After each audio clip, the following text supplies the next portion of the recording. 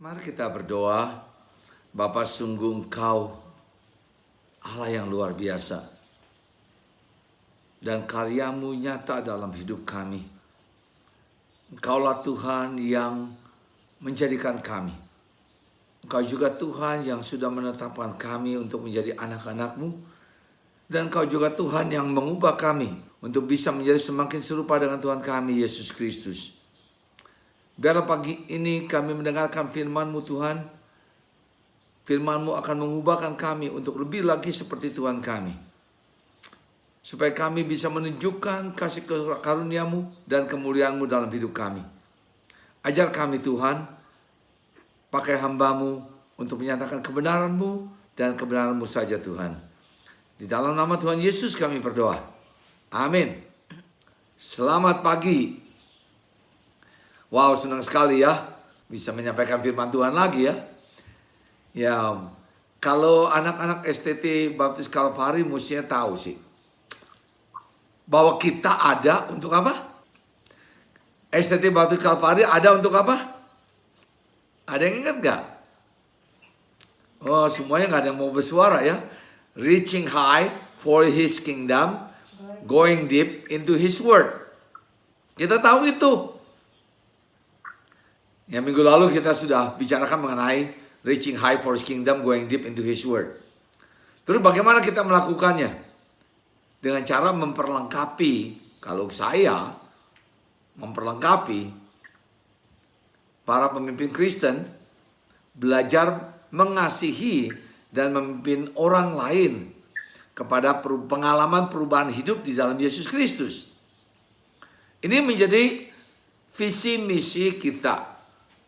Dan kalian semua ada untuk diperlengkapi. Kalian semua ada untuk diperlengkapi. Nah, dimulainya dari mana sih ya? Dimulainya dari mana nih? Bagaimana memperlengkapi kalian? Bagaimana kita semua bisa diperlengkapi? Sehingga saya katakan nggak cuma para mahasiswa, tapi saya juga. Bagaimana caranya saya diperlengkapi?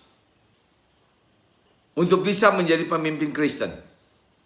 Nah, kalau kita kembali lagi kepada kitab 1 Tesalonika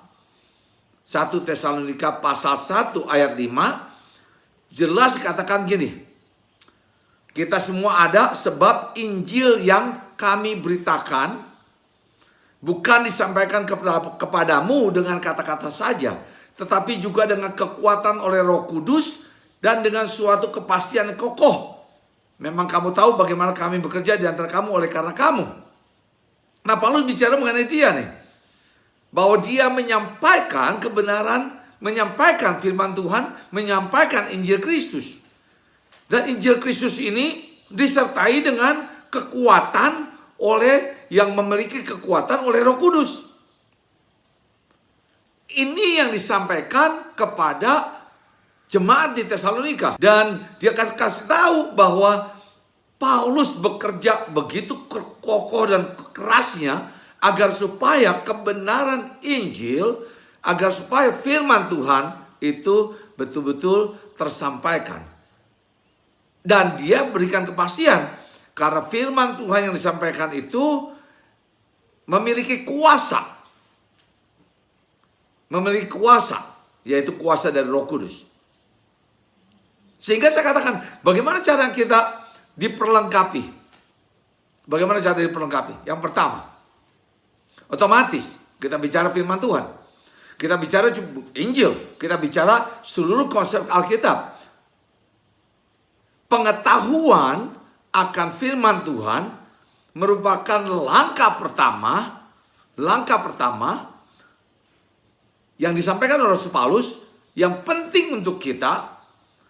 Itu sebabnya kalau kita mau seperti apa yang terjadi yang dikatakan oleh Rasul Paulus di dalam pasal 1 ayat 2-4 ini terjadi dalam hidup kita, kita harus mulai dengan firman Tuhan. Nah, STT Baptis Kalvari Chapel ini punya satu tujuan. Tujuan pertama adalah firman Tuhan diberitakan. Firman Tuhan diajarkan. Karenanya jadi fondasi, landasan utama pertumbuhan kita. Ketika kita bicara apa yang harus terjadi dalam hidup kita, landasan pertama yang kita bicarakan harus firman Tuhan. Itu sebabnya keunikan dari sekolah kita tidak meributkan mengenai kita mesti percaya yang mana. Kita harus percaya doktrin apa. Kita mau percaya sinode yang mana. Kita nggak ributin itu. Yang kita bicarakan adalah, ayo kita balik ke firman Tuhan. Back to the Bible. Apa yang Alkitab katakan? Sehingga begitu penting sekali untuk, kalau buat saya pribadi, terus meningkatkan diri saya di dalam pengetahuan akan firman Tuhan. Pengetahuan akan firman Tuhan ini yang akan menolong saya, membentuk saya, yang mengubah saya. Begitu pula dengan semua dosen-dosen. Ketika dosen-dosen yang merasa karena saya sudah S3, karena saya sudah S2, staf yang merasa karena sudah S1, dan sepertinya nggak perlu lagi memperhatikan, mempelajari dengan seksama, dengan baik firman Tuhan. Maka masalahnya akan timbul. Itu sebabnya saya tekankan, tidak peduli sudah S3 maupun S2 atau S1. Tidak peduli jabatannya apa. Sorry Pak Ivan, ketua sekalipun saya bilang kalau kamu nggak mau belajar firman Tuhan, turunlah, jangan jadi ketua. Para wakil sama saya katakan, kalau kalian sudah malas belajar firman Tuhan, turunlah. Jangan duduk di jabatan kamu. Mempermalukan Tuhan. Karena ini yang jadi dasar fondasi kita dan fondasi untuk kita membimbing anak-anak seperti yang dikerjakan Paulus kepada jemaat di Tesalonika agar mereka bertumbuh. Agar terjadi suatu perubahan. Perubahan itu tidak terjadi karena kita melakukan pekerjaan pelayanan, tetapi selalu dimulai dengan firman Tuhan. Sehingga apapun yang kita lakukan, kita menjadi penurut Tuhan. Nah, ayat yang ke-6. Dan kamu telah menjadi penurut kami dan penurut Tuhan. Loh, tunggu dulu. Penurut kami dan penurut Tuhan. Tetapi kami nggak menuruti Tuhan. Kalian harus menuruti kami. Bisa nggak? Nah, firman Tuhannya di mana yang mengatur hidup? Itu sebabnya begitu penting kita belajar firman Tuhan supaya kita mempunyai hikmat. Pengetahuan ditambahkan setiap hari kepada kita sekalian sebagai anak-anak Tuhan, sebagai tim STTBK, sebagai keluarga STTBK, supaya kita memiliki hikmat Tuhan. Karena hikmat Tuhan ini menolong kita untuk mengerti bagaimana kita harus menjalani hidup ini. Wisdom, hikmat itu dibutuhkan untuk menjadi penurut. Karena untuk jadi penurut firman Tuhan bukan sekedar pengetahuan. Saudara bisa membaca Alkitab, kalian bisa membaca Alkitab, bahkan menghafalkan ayat-ayat, tetapi bukan pelaku firman. Hikmat Tuhan yang menentukan kita mengerti apa yang dimaksudkan firman itu. Firman yang diajarkan oleh Tuhan sendiri membutuhkan hikmat Tuhan untuk kita bisa mengerti. Hikmat Tuhan akan ditingkatkan dalam hidup kita. Pengetahuan ditambahkan, hikmat Tuhan ditingkatkan sehingga kita bisa menjadi penurut-penurut Tuhan. Sekalipun dalam kondisi yang berat, kata firman Tuhan nih. Dalam pasal 1 ayat 6. Dalam penindasan yang berat kamu telah menerima firman itu dengan sukacita yang dikerjakan Roh Kudus. Kadang-kadang saya katakan nih, anak-anak kita suka merasa ditindas oleh dosen-dosen. Dengan PR yang bertubi-tubi ya. Nggak jadi semangat. Tunggu dulu. Saya tidak menganggap suatu penindasan. Karena di dalam kondisi Tesalonika, ini penindasan dari luar. Saya beritahu, begitu kita memang menjadi pendengar penurut firman, kita akan menghadapi tantangan dan penindasan dari luar. Nah, hikmat Tuhan inilah yang kita butuhkan untuk tahu bagaimana kita mengatasi, dan bagaimana kita bersikap di dalam penindasan-penindasan seperti itu. Ada dua hal yang saya tekankan, ayat 5, bahwa pengetahuan akan firman Tuhan itu begitu dibutuhkan sekali untuk kita. Kita harus meningkatkan pengetahuan. Karena pengetahuan ini akan membentuk hikmat Tuhan dalam hidup kita. Hikmat ini akan membentuk. Ya, pengetahuan itu akan membentuk hikmat kita akan firman Tuhan. Sehingga kita tahu bagaimana harus bersikap, bagaimana harus menjalani hidup ini sesuai dengan firman Tuhan. Sehingga kamu, nah baru perkembangan berikutnya menarik nih. Ayat ke-7, sehingga kamu telah menjadi teladan untuk semua orang yang percaya di Makedonia dan Akaya. Jadi ada tingkatan berikutnya nih. Kalau kamu sudah mendengarkan firman Tuhan dan hikmatmu bertambah, maka hidupmu diubahkan. Bagaimana bisa mereka menjadi teladan? Otomatis di sini yang dimasukkan teladan adalah bukan hal-hal yang buruk, tetapi hal-hal yang seturut dengan firman Tuhan.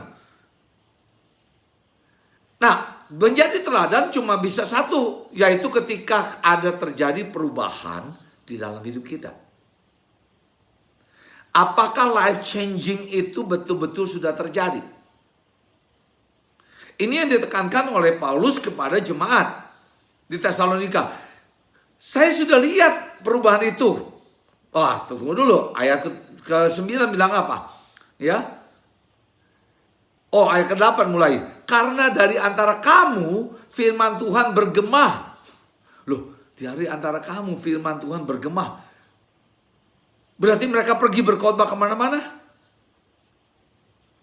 Bukan hanya di Makedonia dan Akaya saja, tetapi di semua tempat telah tersiar kabar tentang imanmu kepada Allah. Sehingga kami tidak usah mengatakan apa-apa tentang hal itu. Sehingga kami para pimpinan STTBK tidak perlu mengatakan lagi. Karena terlihat betul dalam kehidupan para mahasiswa. Tunggu dulu.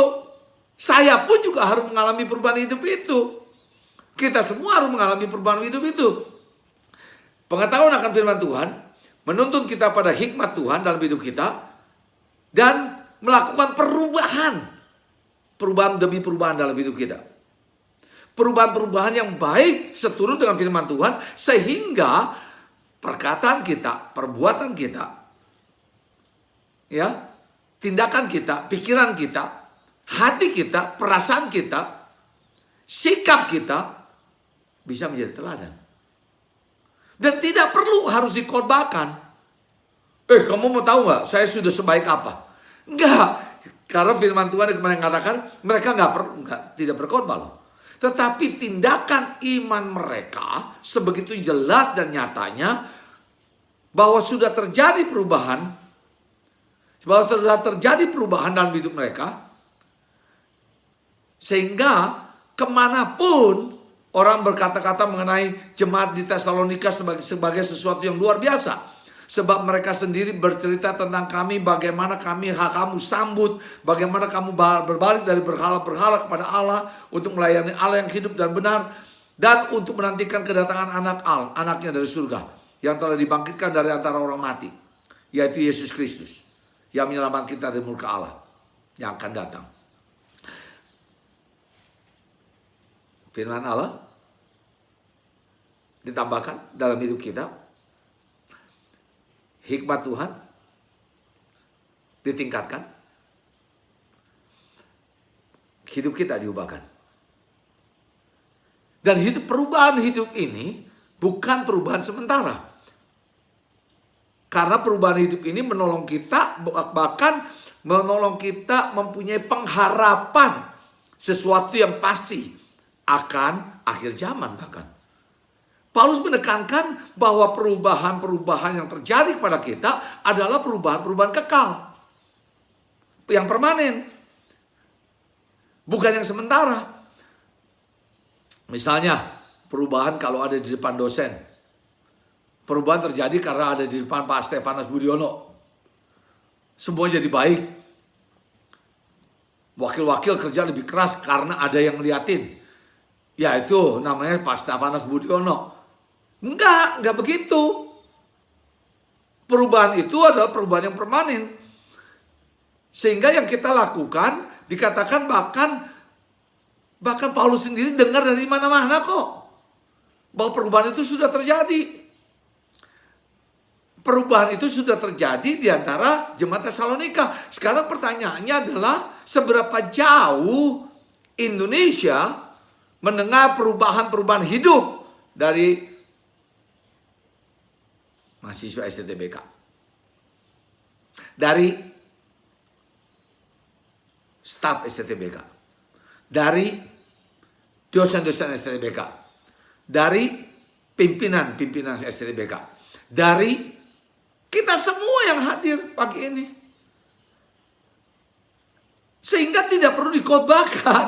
Tidak perlu karena sudah menjadi berita yang sangat jelas sekali bahwa hidup kita menjadi gambaran nyata akan pekerjaan Allah di dalam kita. Yang dimulai dari firman-Nya, yang memberikan kita hikmat, dan mengubahkan dari semua aspek kehidupan kita. Semangatnya bagaimana? Semangat melayani, semangat belajar. Lucu juga kadang-kadang berkata ya belajar satu hal, melayani hal yang berbeda. Enggak seperti itu juga. Perubahan hidup kita harus kita lakukan di semua aspek. Setiap hari. Sampai cara kita makan. Oh, kok cara makan sih? Ya, betul. Cara kita bersikap kepada orang lain. Cara kita berkata-kata. Periksa hati kita. Betul nggak yang kita katakan? Berdasarkan firman Tuhan. Hikmat dari Tuhan. Untuk menyatakan siapa Allah kita. Tindakan kita harus jelas sebagai tindakan Allah. Yang Allah mau lakukan buat orang lain. Dan kita sebagai alatnya. Nah ini yang harus menjadi bagian dari keluarga STTBK. Tapi enggak semua STTBK saja. Tapi semua bagian dari anak-anak Tuhan. Kita harus membangun hidup kita di dalam firman Tuhan. Supaya hikmat Tuhan bertambah-tambah. Hikmat Tuhan bertambah-tambah akan nampak di dalam perubahan hidup kita. Itu sesuatu yang pasti. Sesuatu yang pasti. Tidak bisa kita katakan, ya saya belum bisa berubah. Nah, gampang, lihat firman Tuhannya berapa tahunnya. Ya kalau saya tanya, ada berapa kitab dalam Alkitab? Semua masih bingung. Coba sebutkan kitab-kitab yang ada di dalam Alkitab kita. Tambah bingung lagi. Ada lagi PR yang saya dengar. Sebutkan semua kitab-kitab untuk kelas PL. PL berapa saya nggak tahu. Sebutkan nama kitabnya dan berapa pasal. Wih, panik udah. Iya. Nah, mulai dengan hal yang sepele loh. Seperti sepele ya. Pengenalan firman Tuhan. Kok anak-anak STT seringkali merasa sudah tahu firman Tuhan ya? Buktinya apa? Apakah Taurat Tuhan itu menjadi kesukaan kalian? Nah, ini menarik nih ya. Kalau kalian berkata, saya mengalami perubahan hidup. Tetapi Taurat Tuhan bukan kesukaan saya. Perubahan hidup yang menurut apa nih? Dasarnya apa? Ya, bahkan dalam kitab Yosua pasal 1 tidak menyimpang ke kanan dan ke kiri. Mengikuti Taurat Tuhan dengan setia. Belajar firman Tuhan dengan setia. Saya tidak mengatakan kemana-mana jangan lupa bawa Alkitab. Kadang-kadang kita menjadi legalistik. Kalau nggak bawa Alkitab, bukunya, wah itu berarti nggak Kristen. Kalau ke gereja nggak bawa Alkitab itu nggak Kristen. Harus bawa buku Alkitabnya. Jangan bawa Alkitab. Jangan Akifon. Ya, saya oke lah. Bagus sih punya Alkitab. Tapi kalau Alkitab kamu bawa ketika hari Minggu saja, ketika mau beribadah, dan kamu nggak tahu isinya, nggak ada gunanya. Apalagi sekolahnya di STTBK lagi ya, dan nggak tahu firman Tuhan. Apalagi jadi dosen STTBK, nggak tahu firman Tuhan. Aduh, pusing saya. Kok bisa sih jadi dosen STTBK nggak tidak tahu firman Tuhan? Belum baca semua Alkitab bahkan. Waduh, Pak Ivan, sorry Pak Ivan. Saya kayaknya mesti ngecek lagi nih, para dosen sudah baca seluruh Alkitab belum nih? Bahkan tahu nggak sih kitab-kitab 66 kitab itu apa aja? Kalau tanya Kisah Para Rasul berapa pasal? Sebentar, saya buka dulu, cari dulu. Ya kalau udah cari dulu sekarang kasih tahu saya, kan carinya dulu. Ya Rin ya. Kalau saya katakan sekarang. Kalau carinya dulu katakan sekarang. Nah, ini yang saya katakan, bagaimana kita semua bersikap supaya kita semua mengalami perubahan. Dan kita bilang, gimana caranya melakukan rekrutmen? Bagaimana supaya lebih banyak lagi mahasiswa masuk ke STTBK? Nah kalau baca dengan apa yang kita bacakan dalam 1 Tesalonika 1 ini, ya apa yang kita lakukan itu menjadi berita yang mengundang orang untuk mau tahu ada apa sih dengan STTBK. Sama seperti Paulus katakan, bahkan di Makedonia, itu Makedonia di atas nih. Ya, sampai Akaya di bawah. Korintus ada di sana juga, Athena ada di sana. Itu jaraknya jauh sekali, semua orang tahu. Semua orang tahu apa yang terjadi di Tesalonika. Perubahan-perubahan apa yang sudah terjadi. Pertanyaan saya, seberapa banyak orang tahu perubahan-perubahan yang terjadi di dalam kehidupan anak-anak keluarga STTBK? Dan seberapa jauh berita ini sudah tersebar? Kita semua menjadi corong, toanya Tuhan. Bukan keluar berteriak-teriak di jalanan jadi toa. Tetapi perubahan hidup kita menjadi toa. Toa tahu ya? Saya kalau di Amerika pakai loudspeaker namanya. Kalau sini istilahnya toa ya. Karena mereknya toa sih ya. Ayo jadilah toa-toanya Tuhan dalam perubahan kehidupan yang kita sudah alami. Sehingga orang tidak perlu lagi memungkiri sesuatu yang nyata jelas terjadi dalam hidup kita. Kalau kalian di semester 1, ayo tingkatkan pengetahuan kalian akan firman Tuhan. Kalau kalian udah semester 7, 8, harusnya sudah penuh dengan hikmat Tuhan gitu ya. Kalau kalian sudah jadi dosen, pasti sudah berubah hidupnya. Cinta Tuhan, cinta firman Tuhan. Hidup dalam hikmat Tuhan. Amin. Inilah yang saya mau sampaikan pagi ini. Kita bersyukur karena Tuhan berikan kesempatan untuk kita mendalami firman Tuhan.